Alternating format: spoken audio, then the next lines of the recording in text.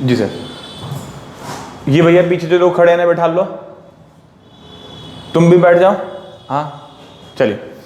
तो हमारे YouTube के साथियों को नमस्कार। देखिए यहाँ हम लोग पिछले 2 घंटे से अपनी इंग्लिश की क्लास चला रहे हैं। उस इंग्लिश की क्लास के बाद मतलब यहाँ पे हम लोग कुछ ऐसे क्वेश्चन डिस्कस करेंगे जो उन बच्चों के डाउट हैं, तो उन डाउट में हम लोग अपने उन लोगों को जोड़ लेते हैं जो हमारी क्लास में नहीं आ पा रहे हैं, यूट्यूब के माध्यम से हमारे संग सीखते हैं। तो उन सभी के लिए आइए कुछ टॉपिक को हम लोग डिस्कस करते हैं। यहाँ जो देखिए इन लोगों ने डाउट पूछे हैं, एक प्रोनाउन का चैप्टर होता है, वहाँ से कुछ क्वेश्चन पूछे गए हैं। तो उस चीज़ को मैं डायरेक्ट आपको समझाऊँ, बेहतर है कि आप उस कंसेप्ट को एक बार सीखो, मज़ा आएगा। तुम सब लोग भी सीखो जिसका डाउट है और बाकी सीखते हैं। देखो एक चीज़ होती है व्हेन, और इसके बजाय आप तो को ये सीखो, आपको समझ में आएगा आसानी से।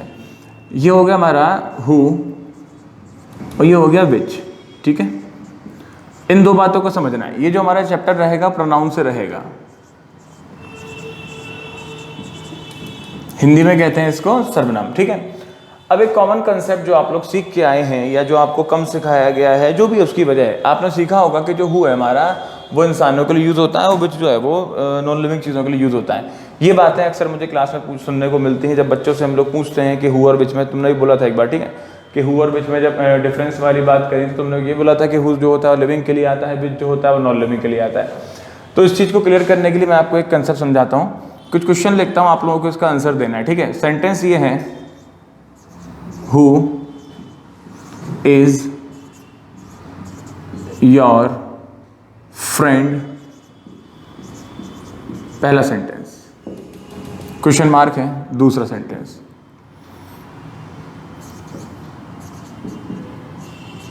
विच इज योर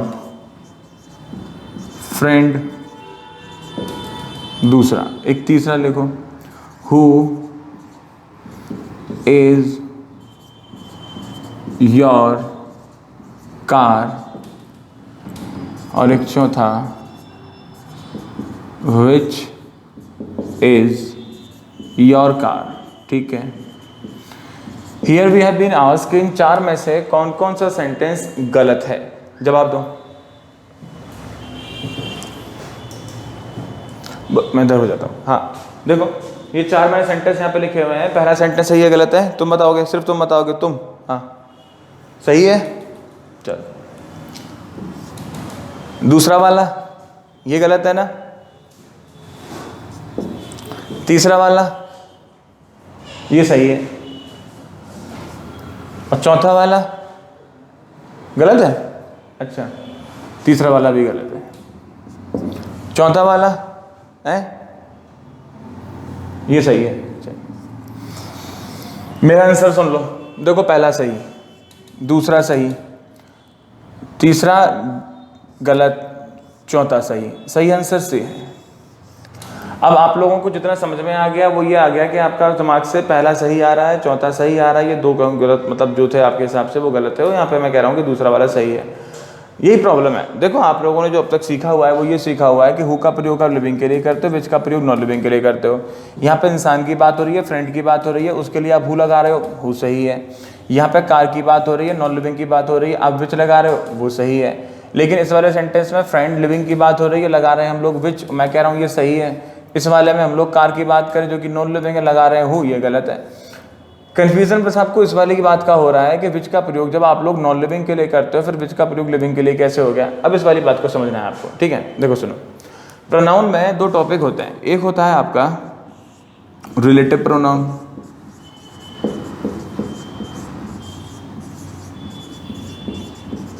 हिंदी में कहते हैं संबंधवाचक सर्वनाम, और एक होता है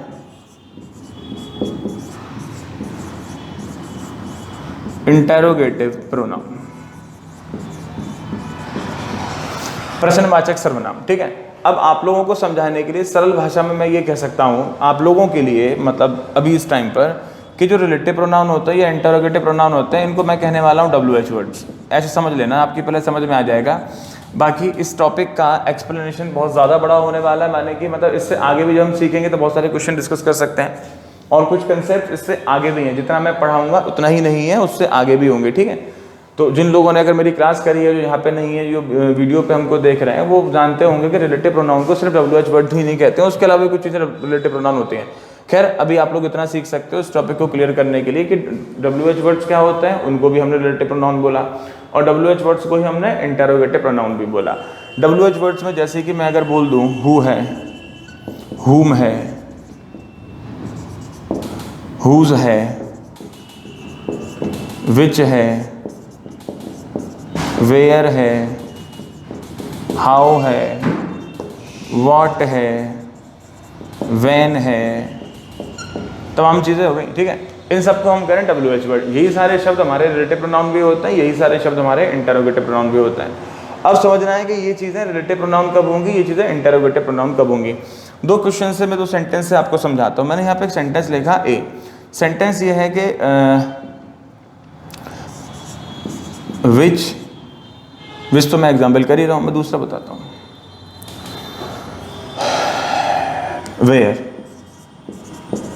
वेयर आर यू गोइंग, ठीक है। ये सेंटेंस में हमने WH वर्ड वेयर लिखा। एक दूसरा सेंटेंस में और लिखता हूं B. I know where you are going, ठीक है। एक चीज नोटिस करने वाली है कि सेंटेंस नंबर ए में यहां भी हमने WH वर्ड वेयर लिखा, सेंटेंस नंबर बी में यहां भी हमने WH वर्ड वेयर लिखा, लेकिन सेंटेंस नंबर, ये कौन बच्चा उधम कर रहा है भैया, इनको कहो बाहर चले जाए, ये बाद में आएंगे, अब लेट हो गए, ठीक है। यहाँ पे हमने WH वर्ड वेयर लिखा, यहाँ भी हमने WH वर्ड वेयर लिखा, बट डिफरेंस ये है कि पहले वाले सेंटेंस में WH वर्ड हमने वेयर लिखा, उसमें क्वेश्चन मार्क लगाया हमने, और दूसरे वाले में हमने क्वेश्चन मार्क नहीं लगाया। अब ऐसा इसलिए कर रहे हैं कि पहले वाला सेंटेंस जो है वो क्वेश्चन है, लेकिन दूसरा वाला सेंटेंस क्वेश्चन है ही नहीं। पहले वाले में कह रहा है, वो कह नहीं रहा, वो पूछ रहा है आपसे वेयर आर यू गोइंग, तुम कहाँ जा रहे हो, इट्स अ क्वेश्चन, ठीक है। और सेंटेंस नंबर 2 में क्वेश्चन नहीं है, वो अपनी बात कह रहा है कि मुझे पता है कि तुम कहाँ जा रहे हो। अब यहाँ पे जब वो क्वेश्चन ही नहीं है तो फिर क्वेश्चन मार्क में लगाऊंगा, क्यों, वो तो अपनी बात बता रहा है कि मैं जानता हूँ तुम कहाँ जा रहे हो, मुझे पता है तुम कहाँ रहते हो, मुझे पता है तुम क्या करते हो। ये क्वेश्चन थोड़ी ना है। जिस बात का आपको जवाब देना पड़े क्वेश्चन वो है, जिसका जवाब नहीं देना आपको वो क्वेश्चन थोड़ी ना। अब मैं तुमसे कहूँ कहाँ जा रहे हो, तुम तो खैर बैठे हो, लेकिन मैं पूछूं कि कहाँ जा रहे हो तो क्या बोलोगे, मैं कहीं जा रहा हूँ, क्वेश्चन है, आंसर देना पड़ेगा। अब मैं दूसरी बात ये बोलूँ कि तुम उठ के मान लो जाने लगे यहाँ से, ठीक है। अब मैं तुमसे पूछूं कहाँ जाना है, तुमने अपनी बात कह दी कि मुझे सर वहाँ जाना है, यहाँ जाना है, मैं झूठा मूठा बहाना लगा के, और तुम जा रहे हो कहीं और। अब फिर मैं कहूँ हाँ मुझे सब पता है तुम कहाँ जा रहे हो, ठीक है। तो उस सेंस में मैं तुमसे क्वेश्चन नहीं कर रहा, मैं अपनी बात कर रहा हूँ कि मुझे सब पता है तुम कहाँ जा रहे हो। तो जहाँ पर WH वर्ड क्वेश्चन पूछने का काम करता है वहाँ WH वर्ड को कहते हैं इंटरोगेटिव प्रोनाउन, और जहाँ WH वर्ड क्वेश्चन पूछने का काम नहीं करता वहाँ उसको कहते हैं रिलेटिव प्रोनाउन। तो इन दोनों सेंटेंस में हम लोग समझ पा रहे हैं कि सेंटेंस नंबर 1 में WH वर्ड वेयर जो है क्वेश्चन पूछ रहा है। अगर क्वेश्चन पूछ रहा है तो इसको हम कहने वाले हैं RP मतलब रिलेटिव प्रोनाउन, और क्वेश्चन नहीं इंटरोगेटिव प्रोनाउन, क्वेश्चन पूछने का काम कर रहा है तो वो हो गया इंटरोगेटिव प्रोनाउन। और सेंटेंस नंबर 2 में WH वर्ड जो है वो क्वेश्चन नहीं पूछ रहा, वो उसको रिलेट कर रहा है, इस वाली बात को इस वाली बात से रिलेट कर रहा है तो उसको कहेंगे हम लोग RP रिलेटिव प्रोनाउन, ठीक है। तो हमारी समझ में आ गया कि जब WH वर्ड क्वेश्चन पूछते हैं तब वो इंटरोगेटिव प्रोनाउन कहलाते हैं, और जब WH वर्ड रिलेट करते हैं, क्वेश्चन नहीं पूछते, सेंटेंस के बीच में आते, तब वो रिलेटिव प्रोनाउन कहलाते हैं। और सरल भाषा में कह सकते हो, जब WH वर्ड क्वेश्चन पूछते हैं तब वो कहलाएंगे इंटरोगेटिव प्रोनाउन। क्वेश्चन पूछने का काम इंटरोगेशन का होता है, प्रश्नवाचक। और जब WH वर्ड क्वेश्चन ना पूछे, सेंटेंस के बीच में आए, चीज़ों को रिलेट करें, तो वो कहलाएंगे रिलेटिव प्रोनाउन। ठीक वैसे ही ये जो हु विच जितनी भी चीज़ें होती हैं ये दोनों फंक्शन करती हैं। ये WH वर्ड जो होते हैं, ये हु विच वगैरह, ये आपके जोड़ने का भी काम करते हैं और ये आपके रिलेटिव का भी काम करते हैं। अब जो आपको प्रॉब्लम हो रही है वो ये हो रही है कि आपने सीखा है कि हु का प्रयोग लिविंग के लिए करेंगे, विच का प्रयोग नॉन लिविंग के लिए। एग्जैक्टली ऐसा ही है। इस वाली बात को मैं यहाँ पे समझाने वाला हूँ, समझना। मैंने एक सेंटेंस लिखा,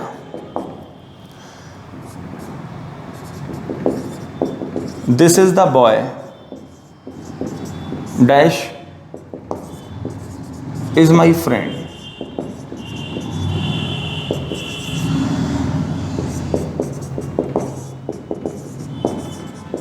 This is the car, costly. In these two sentences, we have given two options. One of them is who and another is विच। अब यहाँ पर आपको दो ऑप्शन दे रखे हैं जो कि आपको इन सेंटेंसेस में भरने हैं। अभी एग्जैक्टली मैं खुद आपसे कहने वाला हूँ कि देखो सेंटेंस नंबर 1 में जो बॉय है वो लिविंग मतलब चीज़ है और जो कार है वो नॉन लिविंग चीज़ है। तो हु का प्रयोग आप यहाँ पे करना है, क्योंकि बॉय लिविंग है, हु का प्रयोग लिविंग के लिए होता है तो यहाँ पे आप रखने वाले हो हु, और विच का प्रयोग नॉन लिविंग के लिए होता है तो यहाँ पे हम रखने वाले हैं विच। ठीक है, this is the boy who is my friend, this is the car which is costly. अब जो आपने सीखा कि हु का प्रयोग लिविंग के लिए, विच का प्रयोग नॉन लिविंग के लिए, तो नालायको बेवकूफ़ो ये समझो कि यहाँ पर जो हु का प्रयोग हम लिविंग के लिए कर रहे हैं उस सेंस में हु काम किसका कर रहा है, रिलेटिव का या इंटेरोगेटिव का? तू बता बेवकूफ, हु काम किसका कर रहा है, रिलेटिव का कि इंटेरोगेटिव का है? क्वेश्चन मैं पूछ रहा हूँ, डर तुझे लग रहा है और पसीने मेरे निकल रहे हैं, गर्मी लग रही है मुझे। हाँ बताओ, भाई रिलेटिव का कर रहा है ना। अगर ये क्वेश्चन पूछ रहा होता हु तब तो इंटरोगेटिव होता, लेकिन ये रिलेटिव का काम कर रहा है। तो जो आपने सीखा है ना कि हु का प्रयोग लिविंग, विच का प्रयोग नॉन लिविंग, वो चीज़ आपने सीखी है जब हु रिलेटिव का काम करेगा। एग्जैक्टली यहाँ पे ये रिलेटिव प्रोनाउन का काम कर रहा है, यहाँ पे भी ये रिलेटिव प्रोनाउन का काम कर रहा है। तो जब हु और विच रिलेटिव प्रोनाउन का काम करें, जब हु और विच रिलेटिव प्रोनाउन का काम करें तब हु का प्रयोग लिविंग के लिए होगा और विच का प्रयोग नॉन लिविंग के लिए होगा। जब हु और विच रिलेटिव प्रोनाउन की तरह फंक्शन करें इस वाले सेंटेंस में, वो क्वेश्चन नहीं कर रहा हूँ, वो कह रहा है कि ये है वो लड़का जो मेरा दोस्त है। अब क्वेश्चन तो है नहीं, क्वेश्चन तो है नहीं तो रिलेटिव प्रोनाउन है। ये है वो कार जो कि महंगी है, तो क्वेश्चन तो है नहीं तो वो रिलेटिव प्रोनाउन है। Now I say when who and which work as a relative pronoun, the who is used for living things and which is used for non living things. ठीक है, now come to this sentences. इन सब questions पर देखो कि जो who है, विच है, ये जो आप यूज कर रहे हो वो रिलेटिव प्रोनाउन है क्या? ना तो भाई वो उसका इंटेरोगेटिव प्रोनाउन है। वो क्वेश्चन है कि तुम्हारे पिता कौन है या तुम्हारा मतलब जो भी सारी चीजें हैं वहां पे वो इंटेरोगेटिव प्रोनाउन है। तो जब हु और विच इंटेरोगेटिव प्रोनाउन में यूज होते हैं तो उनका लॉजिक बदल जाता है। लॉजिक क्या होता है वो समझो। देखो हु और विच जब इनका प्रयोग हम इंटेरोगेटिव प्रोनाउन के जैसे करें, ठीक है, तो तुम्हारी मोटी बुद्धि में जो बात तुम्हारी भाषा में समझ में आ जाए, तुम्हारी मदर टंग में, वो यूं समझ लो इनमें से कौन सा, विच माने हो गया इनमें से कौन सा।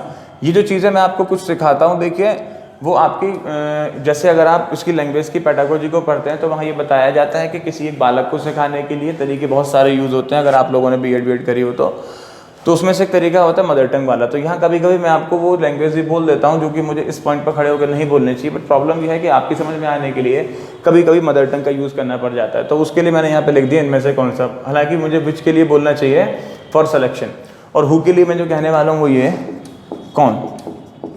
ठीक है, अब जब कभी हम ऐसी बात करें कि मतलब कौन, या और आम भाषा में आप इसे कह सकते हो, कैसे सिखाऊं तुम्हें,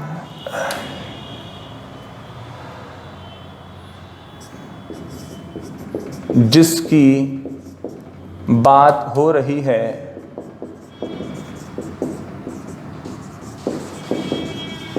वह करता क्या है, यूं समझो।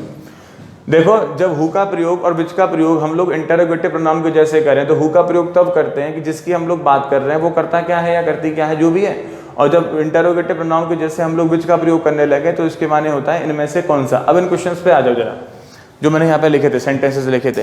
ये पहला सेंटेंस था हु इज योर फ्रेंड। इसके माने हो जाएगा कि तुम्हारा दोस्त क्या करता है। जब तुम्हारा दोस्त क्या करता है, क्या मैं इस वाली बात को कह सकता हूँ कि तुम्हारा दोस्त क्या करता है? कह सकता हूँ तो ये ठीक हो गया। अच्छा, क्या मैं ये कह सकता हूँ कि विच इज योर फ्रेंड, तुम्हारा दोस्त कौन सा है, इनमें से कौन सा है? माने कि तुम तो सवाल, तुम्हारा सवाल था ना, हाँ तुम समझ लो पहले, तुम्हारा समझ लो। जैसे कि लोग तो यहाँ बहुत सारे बैठे हैं, ठीक है, अब कोई किसी का दोस्त है, कोई किसी का दोस्त है, कोई किसी का दोस्त है। अब मैं तुमसे कह रहा हूँ कि तुम्हारा दोस्त कौन सा है, पूछा ना तुम्हारा दोस्त कौन सा है, उस वाली बात को कन्वे करने के लिए मुझे सेंटेंस नंबर 2 बोलना पड़ेगा, विच इज योर फ्रेंड। अब दोस्त तो बहुत होंगे, हो सकता है वो बंदर उसका दोस्त है, वो बंदर उसका दोस्त है, वो तुम्हारा दोस्त कौन सा है, तो विच इज योर फ्रेंड ऐसे ही बोलना पड़ेगा। तो जब सिलेक्शन करना हो, आपको पूछना हो इनमें से कौन सा, तो आपको विच का प्रयोग करना पड़ेगा। अब विच कौन सा मतलब कोई भी चीज़ हो सकती है। अब वो दोस्त कौन सा है, कार कौन सी है, बाइक कौन सी है, किताब कौन सी है, पेन कौन सा है, तुम्हारे पिता कौन से हैं, ऐसे भी तो पूछ सकते हैं विच इज़ योर फादर। अब मैं उनसे कहूँगी हु इज़ योर फादर, तो उसके माने हो जाएगा तुम्हारे पिताजी क्या करते हैं, और विच इज़ योर फादर माने क्या हो जाएगा कि यहाँ पे लोग तो बहुत सारे हैं, कोई किसी का पता होगा, किसी का पता होगा, तुम्हारे पिता कौन से हैं, विच इज़ योर फादर। ठीक है, अब दूसरे वाले क्वेश्चन को मैंने सही इसलिए बोल दिया क्योंकि मैं विच इज़ योर फ्रेंड मतलब दोस्त बहुत सारे, तुम्हारा दोस्त कौन सा है, सही मीनिंग कन्वे करेगा। तीसरे वाले में मैं कह रहा हूँ कि हु इज़ योर कार, कि तुम्हारी कार क्या करती है, क्या कार कुछ कर सकती है, नहीं करती, मैंने से गलत बोल दिया। Which is your car, car तो बहुत सारी हैं, कोई किसी की हुई, कोई किसी की हुई, तुम्हारी कौन सी है? नौकरी लगेगी तो कार आएगी, अच्छा अभी नहीं है तुम पे कार, चलो कोई बात नहीं, मान लो तुम पे कार आ गई, तुम पे आ गई ओडी, ठीक है, तो तुम्हारी कौन सी है, तुम्हारी ओडी है, कौन सा हो गया, सही हो गया ये। तो ध्यान रखना है आपको, जब विच का प्रयोग हु का प्रयोग हम लोग इंटेरोगेटिव प्रोनाउन के जैसे करते हैं तो उनका यू यूज होता है, और विच का प्रयोग और हु का प्रयोग रिलेटिव प्रोनाउन के जैसे करेंगे तो उनका यूज होता है। ठीक है, इस चीज को दिमाग में रखते हुए इसको कंसेप्ट मत लगाना। यहाँ पे आपने क्या किया था, इंटेरोगेटिव प्रोनाउन का काम कर रहे थे और रूल लगा दिया आपने रिलेटिव प्रोनाउन का, जबकि डिफरेंस है, समझ लिया होगा। अब इस वाली बात के ऊपर कुछ क्वेश्चन बने हैं जो कि आमतौर पर बच्चों को कंफ्यूज करते हैं, मैं से हटा रहा हूँ। जो लोग हमसे YouTube के माध्यम जुड़े रहते हैं वो अपनी चीज़ों को संग संग लिखते रहा करें, अगर लिखने के पहले मैं टाल दिया करूं तो उस वीडियो में बैक जाएं और बैक जाने के बाद पॉज करो, लिख लो, क्या दिक्कत है। हाँ, कुछ क्वेश्चन मुझे इस वाले कंसेप्ट पे डिस्कस करने जो कि फ्रीक्वेंटली पूछे जाते हैं। क्वेश्चन है, मान लो who is your best friend. जिन लोगों का एयरफोर्स का एग्जाम कैंसिल हो गया है वो लोग देखो मेरी बात सुन लो, जिनका एयरफोर्स का एग्जाम कैंसिल हुआ है, अब होगा क्या कि जैसे मान लो, एक मैं आपको एनालाइज बताऊं, मेरा अपना मानना है ऐसा, अगर किसी एग्जाम में 100 बच्चे फॉर्म भरते हैं, ठीक है, और उस एग्जाम की डेट रखी गई है 2 मार्च जस्ट सपोज, तो उम्मीद मानी जाएगी कि 100 में से लगभग 90 बच्चा वहां एग्जाम देने पहुंचेगा, ऐसा माना जाता है। अगर 2 मार्च की एग्जाम डेट रखी गई है, 2 मार्च कोई बच्चा पहुंच रहा है, अगर वो डेट आपकी 2 मार्च को कैंसिल हो जाती है, 2 मार्च को कैंसिल हो जाती है, तो फिर जो 90 यहाँ पे रेशो आ रहा था वो 90 का रेशो नहीं आएगा। मेरा अपना मानना है कि लगभग 70% का रेशो आता है। एक साइकोलॉजिकल फैक्ट है कि जब हम लोग किसी काम को करने के लिए डिसाइड कर लेते हैं और वो चीज़ उस डेट पे ना हो, डेट कोई दूसरी हो जाए, तो वो चीज़ें चेंजिंग हो जाती हैं, परसेंटेज गिर जाती है। अब यहाँ पे होगा कि 70% बच्चा पहुंचेगा, जब बच्चा 70% पहुंचेगा तुम्हारा कंपटीशन हल्का हो जाएगा। अब तक तुम 100 लोगों के संग फाइट कर रहे थे, अब तुमको 70 लोगों के संग फाइट करनी है, अब जो भी होगा मतलब। पर ये कहना है कि जो निकल गए ना यहाँ पे 20%, उनमें से तो तुम मत हो जाना, ठीक है। ये जो बच्चा नहीं पहुंचा है कि तुम सोचो हम भी छोड़ सकते हैं इसको, वो मत करना। फिर दूसरी बात, एक और चीज़ देखी गई है, जैसे कि यूपी पुलिस का एक बार एग्जाम हुआ था, उसमें एग्जाम लीक हुआ, पता नहीं क्या हुआ, फिर दोबारा एग्जाम हुआ। दोबारा एग्जाम हुआ तो बच्चों के किसी के मान लो 10 नंबर आए हैं, दूसरी बार एग्जाम होने पे उसके 7 नंबर आ गए। क्यों? क्योंकि इस बीच में जो उसको टाइम मिला वो टाइम उसने कंज्यूम कर दिया कहीं और, पढ़ाई पे फोकस ना करते हुए नंबर उसके आ गए कम। अब तुम लोगों को करना क्या है, जो लोग यहाँ हैं या जो लोग यहाँ हमारे यूट्यूब पर हैं, जिनके एग्जाम ये कैंसिल हुआ है, जो आगे पहुंचे होंगे, जिस तैयारी को करने के बाद आप लोग ये महसूस कर रहे थे कि हम बहुत अच्छी तरीके तैयारी करे बैठे हैं, ठीक है, तो उसी तैयारी को रिवाइज करें एक बार, ठीक है, दोबारा रिवाइज करें। जिस तैयारी पे आपको भरोसा था, इस बीच में जितना आपको टाइम मिला है, एक बार दोबारा आप इसे रिवाइज करें। रिवाइज करने के बाद फिर जो है अपना और जितनी चीज़ें रह गई हैं उसे पढ़ें। एक तो बस कम मत हो जाना, और दूसरी बात मतलब थोड़ा सा ढीलापन मत डालना, मजबूती से लगे रहना, ठीक है। चलो।